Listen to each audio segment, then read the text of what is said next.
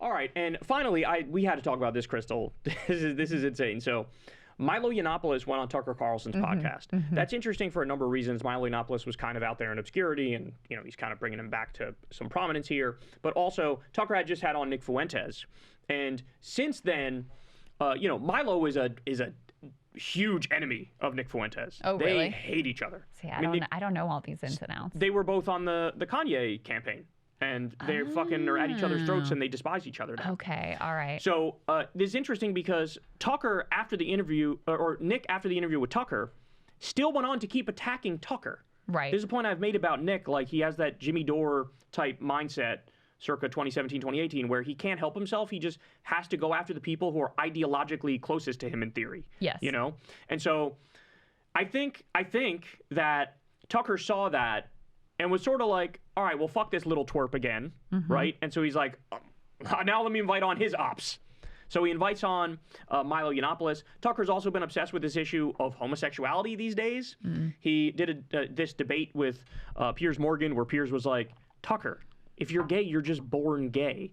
And Tucker's like, really? How do we know that? I'm not so sure that's true. He does his whole little fucking smug guy routine, right? I like your Tucker impression. I mean, that's what he does. Actually. You think that, but you're wrong, actually.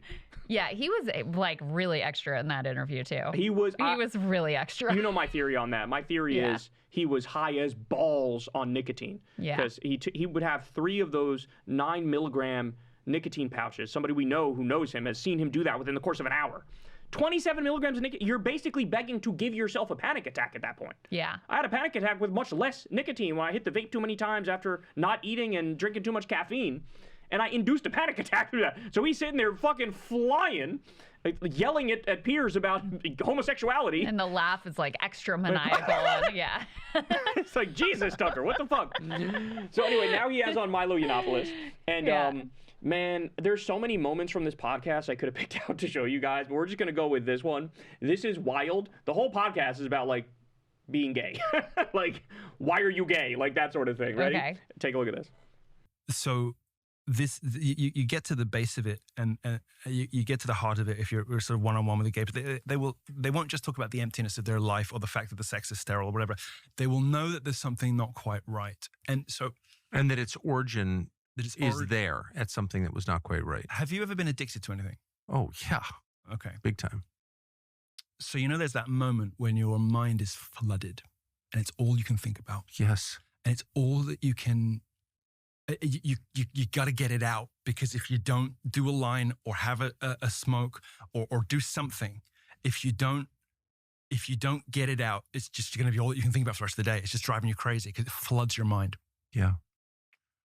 I've been addicted to 1 or 2 little things, and I realized my sex worked the same way.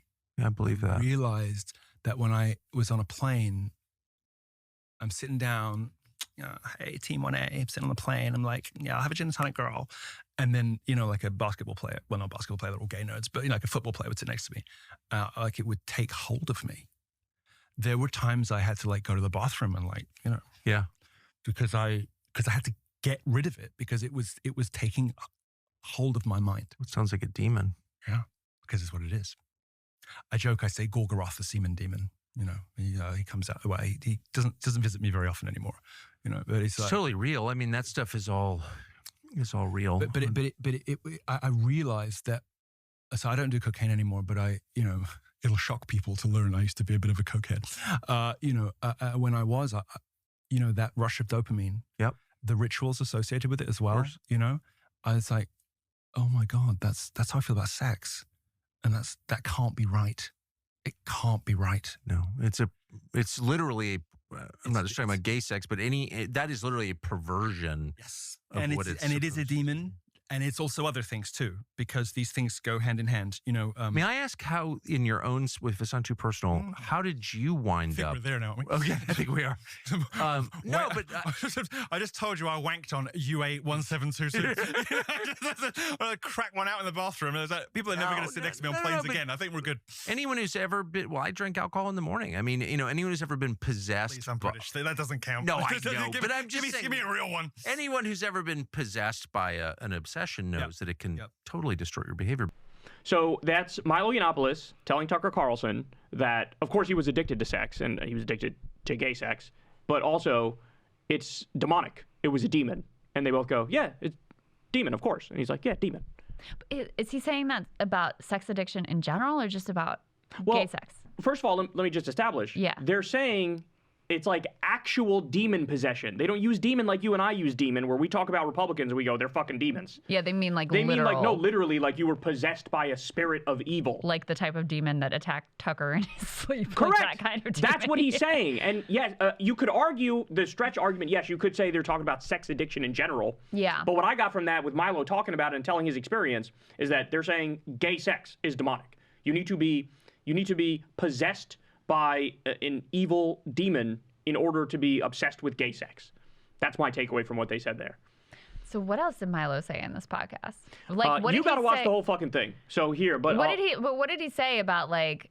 So is Milo's not gay anymore? Is that where we are? That's what with he this? says. He says he's ex-gay. That's what he says. And Sure. there's literally a point where he goes, where he says like, which what did he say? The semen demon, something like that. Semen? He's like the semen demon doesn't visit me much anymore. Like, oh, I'm sure, buddy. I'm sure. Not much anymore. Yeah.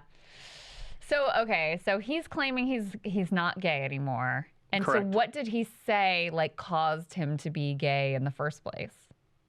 Was just like demon possession? Kind of. Yeah. If you just read, so we could listen to the whole thing later. It's kind of wild. Okay. But just to run through it for everybody real quick. You know how Tucker puts the timestamps for everything. Yeah. So it says, why are you gay? Does conversion therapy actually work? Is there a demonic aspect to addiction? When did Milo decide he was gay? Why are there so many closeted gays in right-wing media? I want to know. That part sounds interesting. The dark truth about the fashion industry. Milo's greatest regret. Is Dave Rubin really conservative? Is Pete Buttigieg really gay? Spoiler alert, they say no. He's doing it for to get ahead. He's trying to do it to get ahead politically. Is lesbianism real? I could see that with him, actually. Are gay marriages monogamous? Is a promiscuous life fulfilling? Why you aren't allowed to leave the gay mafia? The organized effort to promote homosexuality. Oh my homosexuality in the music industry. Why is Washington, D.C. so gay? Milo's spiritual journey. The bans on conversion therapy. How does conversion therapy work? What does Milo think about his past? So this is all sort of an elaborate effort to like own Piers Morgan. Yes. This exchange where Piers is like, you're just gay or you're not. And Tucker's like, oh, I think pornography could make you gay or whatever. And Tucker thinks he has this like gotcha too when he talks to Piers Morgan. Like, where's the gay gene then? That's what he says. Like, okay, so where's the gay gene? And it's like, first of all, I don't know if they found one or not. I don't really care. That doesn't change the reality that I know what my sexuality is like. I know that when you hit a certain age and you're finally like sexually aware, it just is what it is. Right. Like the factory setting is what it is. Now you could say that happens literally because it's genetic or you're born that way, or you could say it happens because of imprinting from a young age, which is what I think Freud and many others believe. Like right? I mean, but either think way, it's not changeable. Combination of the two, right? Right, but either way, it's not changeable is the point.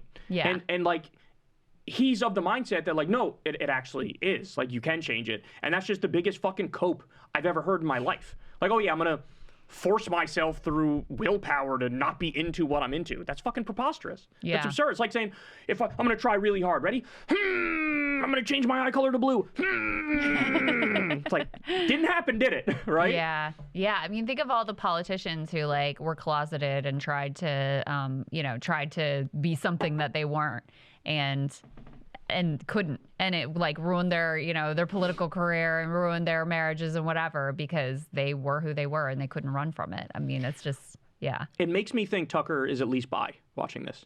Really? Because now that he's so obsessed with this issue and he keeps hammering away on this issue and they keep acting like, have you seen the polls? More people are becoming gay. That's devastating because then eventually we won't be able to procreate and humanity will end. Like I'm not even kidding. We're all just going to magically become gay because we're watching the wrong porn or accidentally watch the wrong porn. Oh my God, oops, I'm gay now. That's actually the argument. And then they bring up some loose numbers and it's like, whatever the number of gay people is, it's been roughly that forever. Yeah, it's right? just, I mean, this is so obvious. You don't even have to make it's more accepted now so people can come out. Of course. So they can be honest about like, this is so blatantly obvious what's going on here. But I mean, I guess I see it as, I don't necessarily draw the same conclusion that it necessarily has to do with his sexuality, although that could be certainly the case. But I just think it's part of this broader conservative project to claw back the gains that have been made in terms of like queer liberation. Which, by the way, is sort of fucked up because... Of course it's fucked up. But it's also fucked up from a personal perspective for Tucker, because I know Tucker is like friends with Glenn Greenwald. Glenn is friends with Tucker, and Glenn, of course, is gay. And then, you know, if you're Glenn, you're sitting there watching Tucker fucking talk about how it's demon possession to be gay, and actually you can decide not to be gay. Yeah. And actually there's a crisis of more people becoming gay, and you're less than and worse if you are gay. And it's like, you know, something that's unacceptable in society. It's like, fuck you, man. We're supposed to be way beyond this shit. Yeah. You know? Others have graduated in the conservative movement to just trans hatred. They say, oh, well, grandfather in the gay stuff, but the trans stuff, how dare you? Yeah, no, it's all the same. Like, protect all of them. That's the thing. They're all like, themselves. They don't really, I mean, I don't doubt that there are some conservative voters out there who are like cool with gay people, but trans people, oh, we can't do that. But I Piers think is one of them, actually. The whole thing is really, by and large, a project to claw back all the gains. So for sure, that's the long run goal. You start with, oh, these, you know, trans in sports or whatever it is, that's the lowest hanging fruit, right? And then it's, oh, trans kid, you can't trans, like all this chemical castration of young kids, blah, blah, blah. And they're like, okay, they're winning the public sentiment on that. And then now they're just out and out like trans people shouldn't exist, and any sort of bigotry against them or denial of their rights, denial of their existence is completely on the table. And then, you know, that's already gone into, well, you know, the trying to attack gay rights overall and roll back those gains as well. And of course you have to take it seriously because, I mean, these are people who want to freaking repeal the 19th Amendment and make it so that women can't vote anymore. So they think that any kind of, you know, reversion to a previous, like, less equal era, any sort of stripping back of civil rights and social justice is on the table at this point. They're going for it. So it doesn't surprise me that he would be engaged part of that project, because as much as Tucker likes to style himself as an outsider, I mean, he's still very much part of the overall conservative Trump MAGA project. And, you know, that's the role that he serves. Hey guys, we were fortunate enough to get Afton Bain on the podcast, and of course she is the Woman of the Week. She ran in Trump plus 22 district in Tennessee and wound up cutting it by double digits. It ended up being Republican plus 9, so she lost her race, but she ran an amazing race, picked up double digits, ran a phenomenal campaign, so we were able to ask her all of the amazing questions about what it was like and where do we go from here and how does she reflect on her race. So definitely don't miss this one. Sign up below on Substack and watch the full thing.